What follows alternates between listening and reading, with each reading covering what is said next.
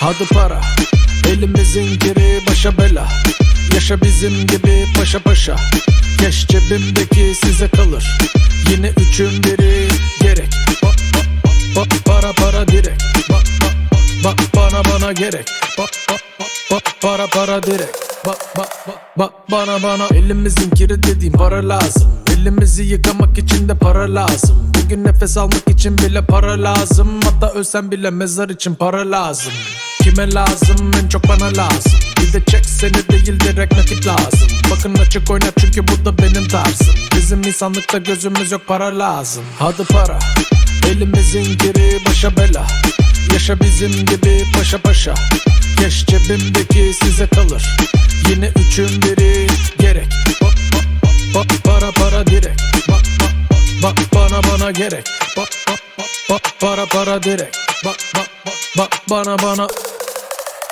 En sevdiğim numara açık ara IBAN'dır. Madem para mevzu değil beni inandır. Açsan en ucuzu bile tavuk pilavdır. Para sevmeyen de ne güzel bir insandır. Kalbimiz temiz aga deme para pul. Parayla işimiz yok, olmam köle kul. Onun için kimi yer kimi yorulur. Eğer hesap ödenecekse hemen ara beni bul. Gecem gündüzüme karışır. Para için köle gibi çalışır. Kimisi de oturur ve kazanır. Kapitalin gücü için savaşır. Hadi para, elimizin geri başa bela. Yaşa bizim gibi paşa paşa. Keş cebimdeki size kalır. Yine üçün biri gerek. Para direkt. Bana gerek. Para direkt. Bana para, elimizin geri başa bela. Yaşa bizim gibi paşa paşa. Keş cebimdeki size kalır. Yine üçün biri gerek.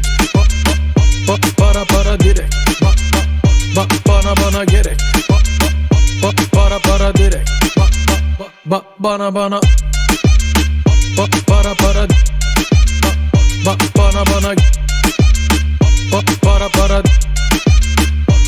para bana